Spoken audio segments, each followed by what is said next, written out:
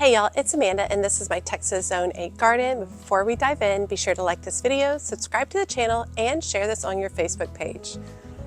Okay, sorry I've got y'all in a position where the willow is fighting me a little bit, but what we're going to be doing is we're going to be working on this section of the garden. Okay, I can't handle it with the willow. Let me move y'all, hold on. Okay, sorry, the willow is fighting me there. Okay, we're going to be working on this section of the back garden. This faces south. This gets a lot of west sun. It gets shade in the beginning of the day, and then as the day goes on, it gets all full sun. We have a lot going on here already. So one of the big established things is I have a trellis back here with a Don Juan climbing rose that is done right now. It needs to be deadheaded, and that's one of the things we'll be doing. I also have a Jackmani clematis climbing up through it, which is beautiful. And I get a lot of questions on the headboard. The headboard is actually looking like it's falling off. The headboard is actually, it's a headboard, it's not a trellis. So it's a headboard that I bought off of Facebook Marketplace for like 50 bucks. And it's lovely. I'm obsessed with it. I think it looks beautiful. And it is attached with concrete screws. And it looks like it could use a little bit of an adjustment.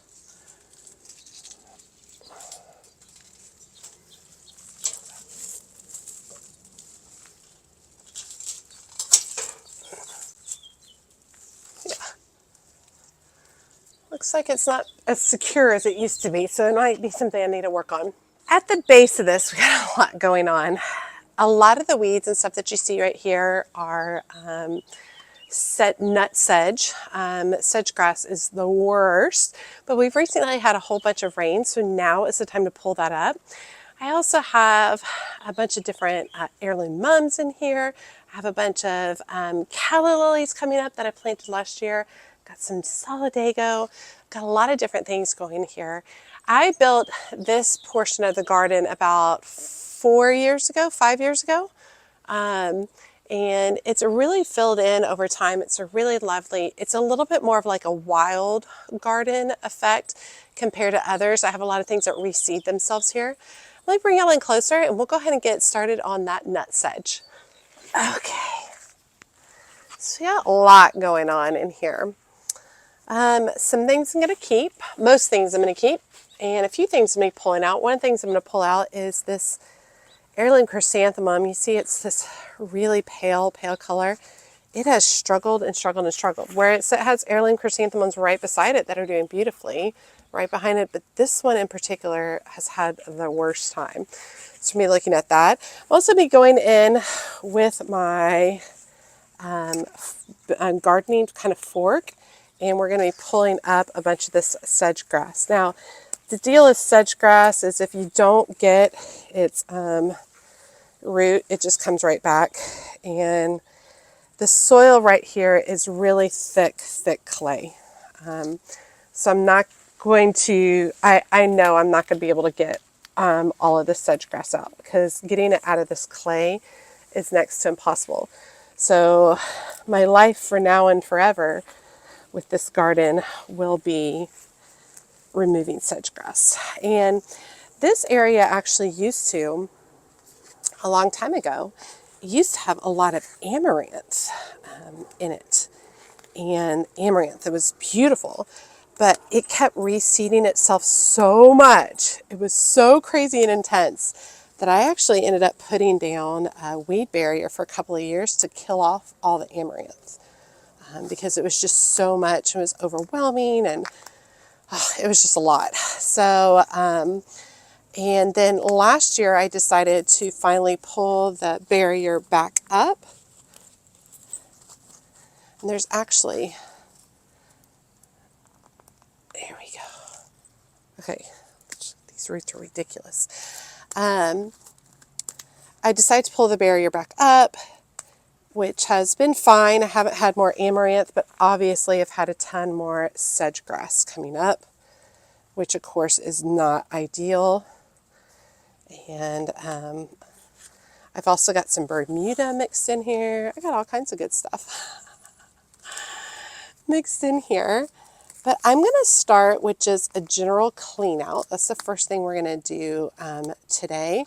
We're going to clean all of these extra weeds and things out and pull out some of the plants that I don't want here. We are going to prune the rows, tie back some more, resituate some stuff, and just get this all set up and ready to go so that moving forward, I can kind of focus on adding a bunch of new plants here and a beautiful new trellis, which I'm really excited about.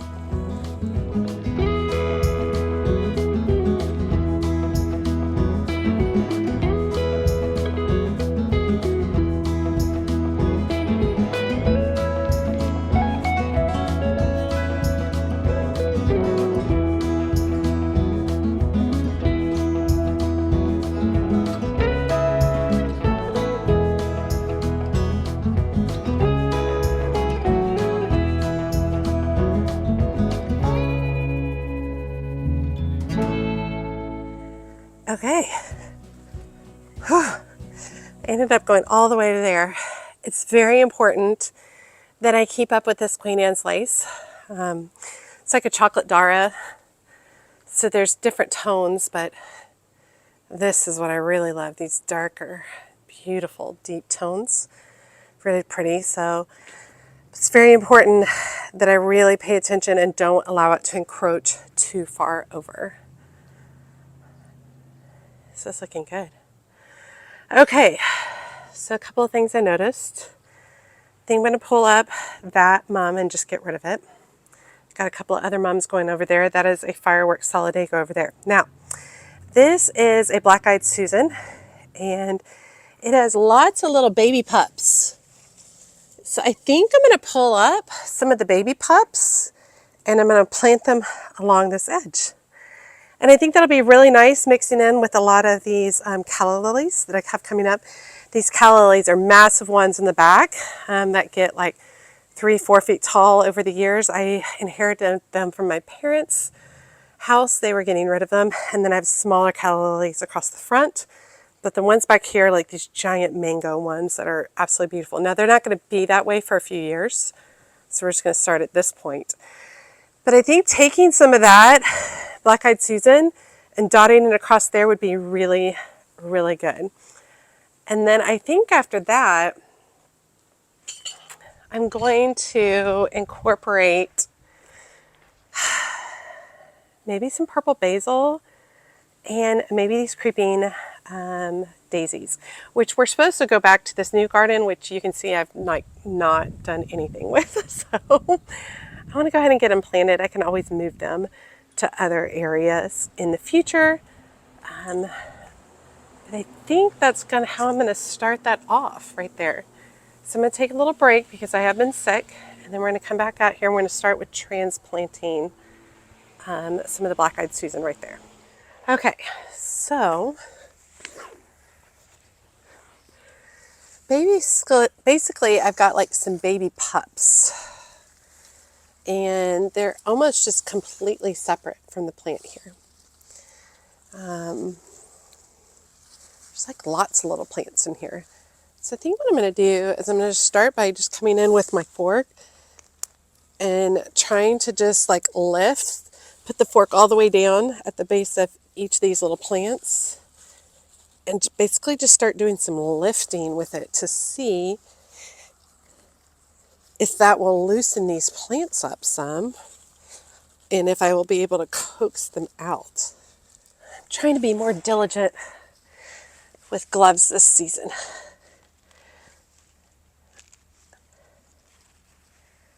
Okay, well, still just got soil. They seem to be attached to a bigger plant here, so let me see.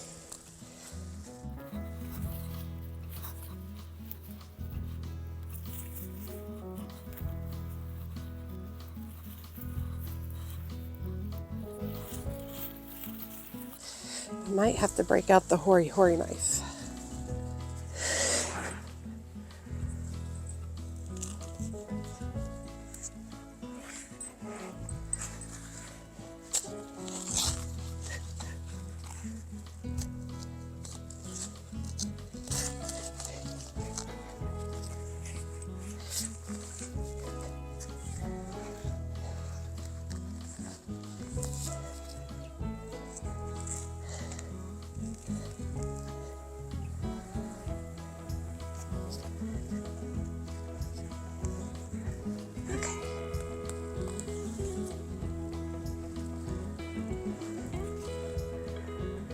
Here's one.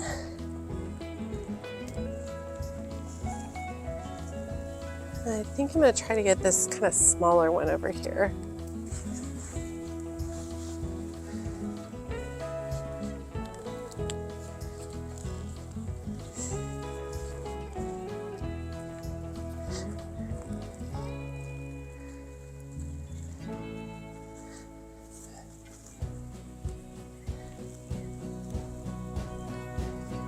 Alright. I still have a really good sized plant there. Sorry, Buffy. Alright, let's shift over and plant this. Okay, and then I just really want to just continue this along the border.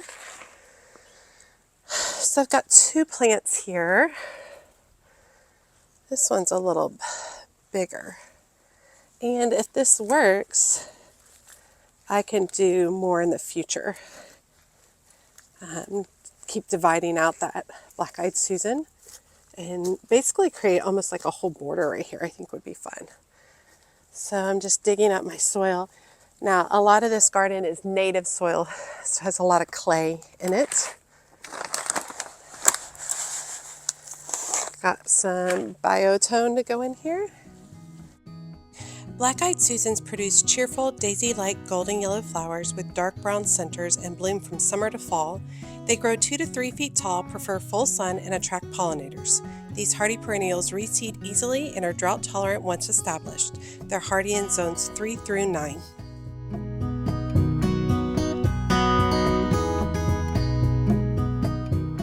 And then while I'm here, let me go ahead and dig up this chrysanthemum.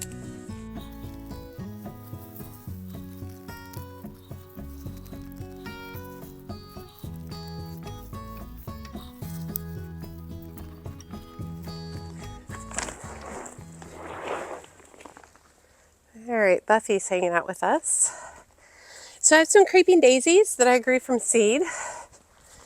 And I think I'm going to work some of them onto these edges. Just to kind of create a little bit more of a distinct areas from the path.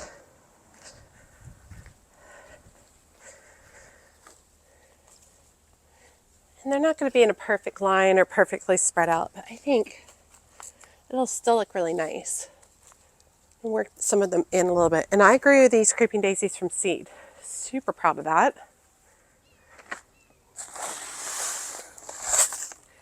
And I like really nice, full borders. So I'm not worried at all if all of this creeping daisy and black-eyed Susan blend together. Actually kind of glorious, truthfully. I can't believe I grew this creeping daisy from seed. So happy, proud of myself on that one. And they are perennial in this area. Creeping daisy is a fast-growing ground cover with small, bright, yellow daisy-like flowers and glossy green foliage. It spreads quickly, thrives in full sun to partial shade, and is excellent for erosion control or filling in borders. It's hardy in zones 8 through 11.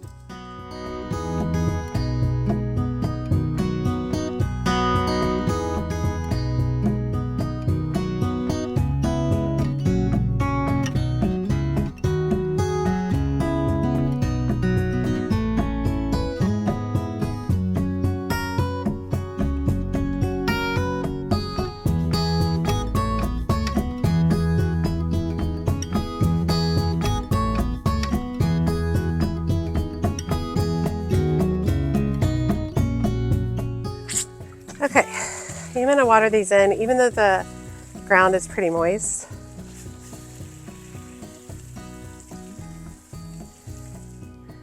Okay, so let me try to get a better view for y'all.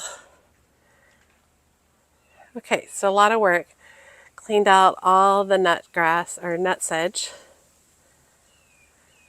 Which looks good. Some other stuff too. I pulled out a lot of the Queen Anne's Lace Dara, cleaned that up. Then we transplanted some of the Black-Eyed Susan to a few different places over here. Be great if this began to fill in as a border. A Black-Eyed Susan would be beautiful. Then we added in some of the Creeping Daisies that I grew from seed, which are really pretty. And yes, they were originally for a different space, but here we are. We're going to be flexible. Move stuff around. Also dug up that one mum that wasn't looking good. That was right there. I've got some other mums that are looking good. So we'll keep those going. So I think, let me get a little wider look. So I've got, I believe it's a peace or Chicago peace rose. Chicago peace rose. I think it's going to get shifted over here, and we're going to add a massive trellis that I just got off Facebook Marketplace. I think we're going to add that there. And then once that all gets in place, I'm going to plant the base of it with lots of basil. Now I still have lots of basil coming up that reseeded itself from last year. That's all of that stuff right there. But I have a lot of dark opal basil, so a lot of purple that we're going to tuck in there. And then I might also tuck some other things like some alternanthera, maybe some coleus that has like a red tone I think would be really nice mixed in there. I definitely don't want to fill in this space. I have tons of seedlings still. I mean, look at that black dragon coleus. I've got some gaillardia still that needs to be planted, some creeping thyme, lots of coleus over here, basil, cardinal basil, azuratum. I still have a lot that needs to be planted. And so I think that we're going to take some of that and fill in this space. But I'm going to save that for part 2, y'all, because I am tired. All right. Thanks for following along on this little project. Oh, I forgot that I didn't prune the roses, so I'll need to do some rose pruning too. We'll do that when we get that moved over. I'm going to go ahead and stop for the day and do part 1, part 2 on this video. Should be better for me while I'm recovering from being sick. This garden is going to be really nice. I'm excited, especially with these calla lilies coming up. Eventually, if I give these a few years, they're going to fill in this space and they'll be big and beautiful.